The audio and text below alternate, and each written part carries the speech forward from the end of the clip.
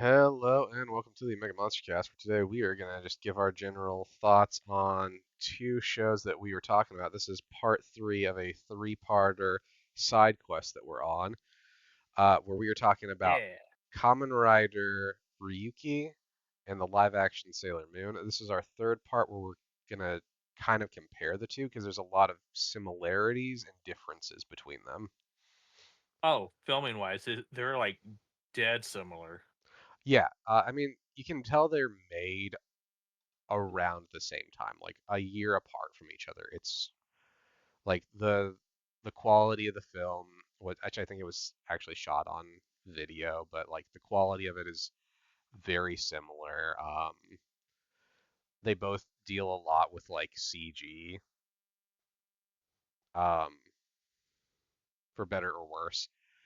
They have similar setup actually too, where we really don't, where we have a side character, well, a side rider or a side Sailor Scout introduced as the one who transforms first, and then towards the end of the episode, our main protagonist goes through their own transformation.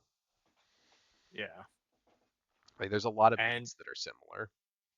both are saved by the man in the black cloak. True. Yeah. Two shows about magical girls, except for one's a boy. Yeah. Yep. Yeah. There's a lot going on with these that I can appreciate. We both kind of fall on the side of Ryuki is definitely the stronger of the two. It just is. It's hard to say. Like it would be hard to Yeah. say it wasn't. It clearly is. Yeah. I also patched that up to like they've definitely had more practice with Kamen Rider up to Hmm. this point Yeah. compared to the first attempt to a Sailor Moon live action. Yep. And this isn't even like But there's so many elements in Sailor Moon that just doesn't translate well to live action. at least at that time. I think if they did a Sailor Moon live action now, it would work better just because Maybe. technology has improved considerably. Good point. Hmm. Um, but yeah, to start with, piggybacking off of that, this is also Ryuki was the third Heisei Rider series in a row, so they had like two Heisei series before that that both did really well, and this was their chance to be experimental with like two pretty big hits before this. Um, yeah, so guess with that, let's talk about the general pacing. I actually feel like the Sailor Moon episode's pacing is a little quicker, but I think that's also because they sort of have to do that, like, and because it's aimed at a different audience. Like Heisei Rider was a little darker and it was aimed slightly more mature. Hmm. Live action Sailor Moon's clearly not aimed at quite that same Oh, demographic. clearly not. Hmm. Which is a good thing. I don't think it would have worked if Yeah, they had because tried to. if they would have had spiders in Sailor Moon, it would have been god awful. I mean, just wait. Um, Yeah. So clearly that's a chunk of this is just like there's some different pacing and there's some different story sensibilities to it. I'd also make the argument like Ryuki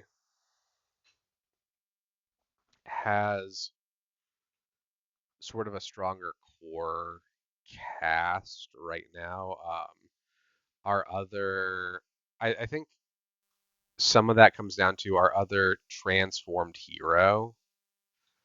Um, like we for Sailor Moon, we get two at the start. We get the Sailor Venus, who is just Sailor V at the time, and we get Tuxedo yeah. Mask. And for this one, we get Kamen Rider Knight. I would say Knight.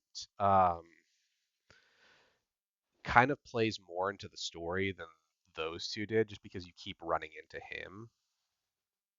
Yeah, and he actually plays a huge part. He's the Mhm. one that shows them how to do everything, and then I mean, versus what we get a whole 5 seconds with Sailor Moon's characters, Yep. Well, I mean, we don't even really use Venus outside of that scene.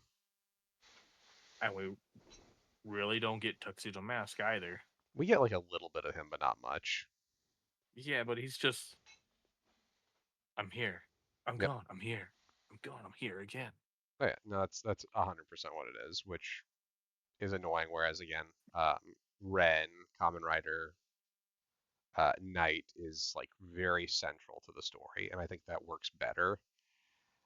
It's also sets up like Ren in several ways is almost as much of a protagonist for the series as Shinji is.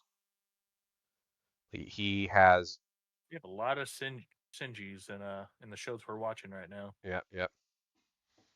It's just the Japanese version of Steve God.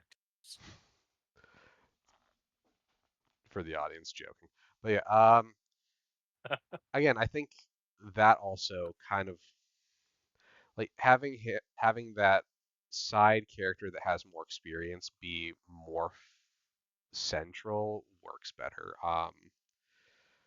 In terms of the other cast members, like we have like some comedic relief cast in both of them that work really well too. I would actually make the argument that like comparing the editor to the little brother, I'd say they kind of work about the same degree. They can kind of play a little more mature with the editor than they can the little brother, but at least for the first episode, both of them do a serviceable job of what they're trying to accomplish with them. Yeah. Like obviously, there's a little more room to play with a grown ass adult man than there is a fucking 10-year old, but I think they both work for what they're trying to do. Same for like the other core cast members. I think they work in both shows for what they're trying to do. Um, we get some nods to the other Sailor Scouts that are going to show up in at least one other one that is going to show up in the Sailor Moon series. And while we don't really run into any other Common Riders yet, the opening shows other characters that are going to become Common Riders, which I think also works. Um, yeah, like with the whole, I don't know. Let's talk a little bit about the opening sequences because I think like even from the get-go, there's some clear differences in how they are choosing to present their shows. Like again, Ryuki has a really strong opening, and I'd say So Sailor Moon's is kind of on the weak side. yeah, I mean, trying to pull them both up right here. Mhm. I mean, like obviously we have the weird like as you called it blue lockiness of the Sailor Moon opening sequence. Yeah.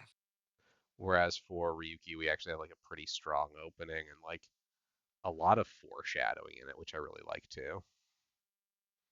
Like we see a bunch of characters who we can't see the entirety of their faces yet, but because they're in this sequence, even though we can't see their faces, we know they're going to be in the show and they're going to be important.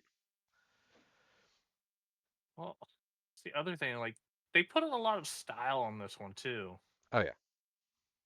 Sailor Moon, like it was mainly just clips from the show and then a little bit of CGI, like for color. Hmm.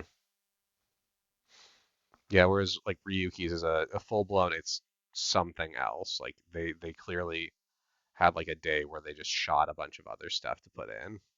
Yeah, and even when they did use parts of like the show, it's like in a little like TV clip, like Yep, on the background with like water running over it. yep. Which I They think put that some flair. was, yeah, no, like there's a lot of cool stuff that they do with this opening that works. Which is again what I love about I talked about that Ryuki shows up in Geats, and those two work because they like Geats plays so much homage to Ryuki, which kind of shows how well regarded this show is. That they have an entire second one that, well, they have an entire series that like pays tribute to it in a lot of ways. Hmm. Hmm. Yeah. What else could we talk about that would be good on this one? Oh Let's talk my about our god, the protagonists. CGI work. I was gonna say, yeah, we'll talk about the CGI, then we'll just hit on the protagonist, the central protagonist, and then I think we'll call it. So, the CGI is, I wouldn't say it's great in either, but Ryuki, it looks better, and there's obviously some parts that look wonky still, like the the parts where the dragon is, or like the bat, look kind of eh, but nowhere Yeah. near as bad as Luna. Oh god, no. Luna, god. Yeah. It looked like Beast Wars. Yeah, yeah. It's the closest thing to the CGI I could compare it to. You're You not could tell wrong. Ryuki definitely had a bigger budget too, though. See, I wonder if it did, though, is the thing. I kind of have to imagine they had comparable budgets, maybe a little bit more, but I think they just knew how to use the budget better. Oh, good. Yeah. Because, like, I know that team, a lot of them had worked on Agito or Kuga, so they just knew how to work with the budget better because they had done it before. Like, my big thing is I'm wondering, like, there's parts of the CG in Sailor Moon that do work. Like again, that water creature kind of works. Yeah, it gave me a real um what's the movie? The Abyss Hmm. feel for that enemy. Yep. And I think that works. But again, like if you compare that to like seeing the spider creature in the reflections, it doesn't really compare very well. Like holding on to having that element just, it feels a little better in Ryuki. Some of the other things they do in Ryuki, like for effects, for VFX, work really well too. Like the switch between human form and rider form, I think worked a lot, was really clean compared to the Sailor Moon transformation sequence. Oh, Although yeah. That that's, was terrifying for I, them. I mean, yeah, I also, and I'm not gonna give them too much crap for that because like they're trying their best to replicate the anime while also not being as hornball because they're actual teenage girls. Although, Yes. I mean, I will say also props to Japan for not doing too fucking weird shit with them. No shit. Uh, but yeah, I think that just the transformation sequences and like a lot of other little elements worked so much better. Dude, Um, even the scenes where like the you had the ripple through the all the mirrors was mhm. pretty clean. Yep, yep. That really worked. Or like the parts where reflections don't match, like her looking at her reflection and see it at the start and seeing the spider silk around her throat Mm-hmm. and seeing it on her fingers. I think that worked out really well too. Like you could kind of tell there was something weird like when her fingers got close to each other, but even then it wasn't bad. Like, and I imagine it looked really good on TVs from 2002. Oh yeah. Like I think this show on a CRTV would have been amazing to see. because you could kind of like the graininess and the lower quality would have covered some of that up a little more. But yeah, let's talk about our protagonists, and then we will call this one Shinji and Usagi. I think honestly, this is kind of weird.